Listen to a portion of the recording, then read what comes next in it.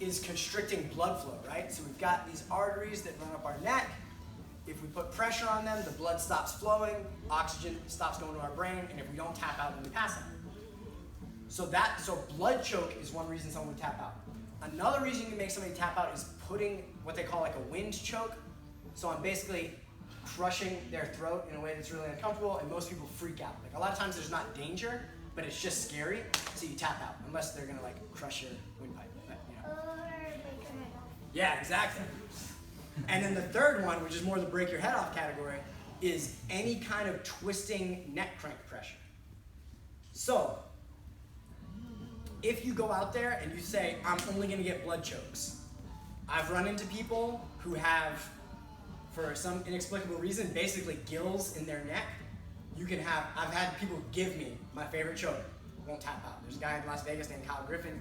He competed in EBI and a few other times, but you can't choke this guy. And I was like, Kyle, what's your secret on defense? He's like, oh, you just give them like the choke they want, and then you just let them tire themselves out. I was like, super helpful. But he was serious.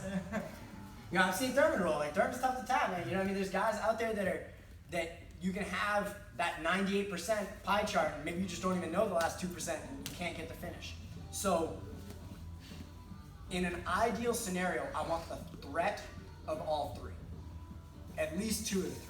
So as the blood choke's happening, I would like to be putting a little pressure on your neck, so you're kind of scared that if you pass out, I'll get your neck in a way that's like not repairable.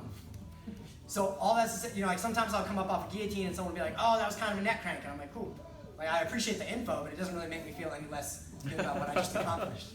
I mean, I'm going for at least 2 or 3 at the same time. So when we're J hooking, we're kind of getting a natural turn on that neck. You guys can feel it when they post, and then you reset under. There's like that neck element there that doesn't feel great. Yeah, exactly. Your choices are tap or flip over to your back. That's it. You know what I mean? So I'm not opposed to using those pressures, and I try to apply that to almost all of my chokes. Like even when I'm going rear naked choke, I'm fine with turning your face and cranking your face. I don't care. Like I'm fine with short choking you right across the windpipe. None of that stuff matters now.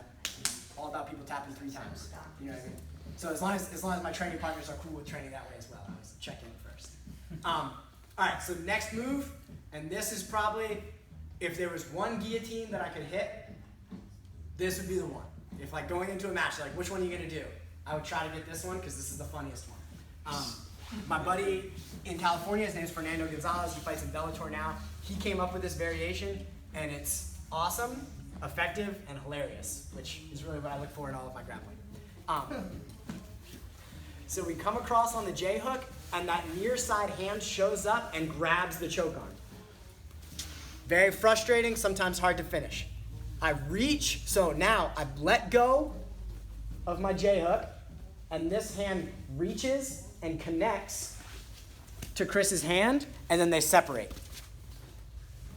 Then I reach and connect palm to palm with Chris's hand and bring it up into his own neck.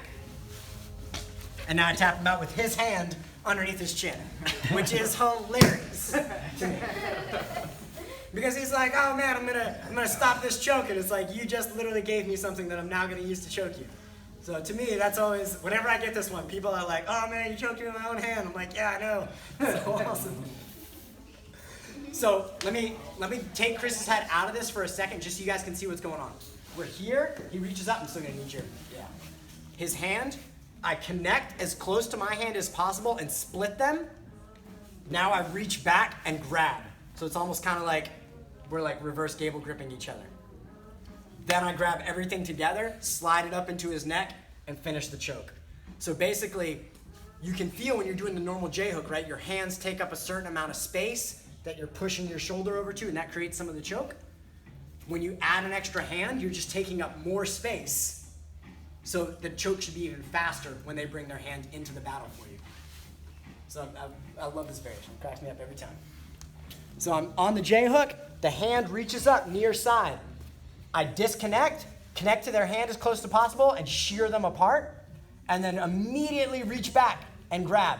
A lot of times, right when you pull apart, they'll open their hand, searching to find your hand again, which makes it even easier to grab their hand. Then I connect everything together, so you can see I'm reaching underneath and grabbing his hand now as like basically I've made like a sandwich. My hand, his hand, my hand. Everything goes underneath his chin. I fall and get the tap. And it should be an even quicker tap for you guys. Now that you guys are feeling comfortable with the shoulder, feeling comfortable with the leg position, boom. Here, he grabs, grab, rip apart, catch, catch, put it all together, boom, drop the shoulder. So this one is awesome. If you ever see Fernando Gonzalez, I think he hit it one time in Bellator, which is also awesome. He's got a really good arm in guillotine. All right, guys. So let's give it a try. Ready? 1, 2, 3.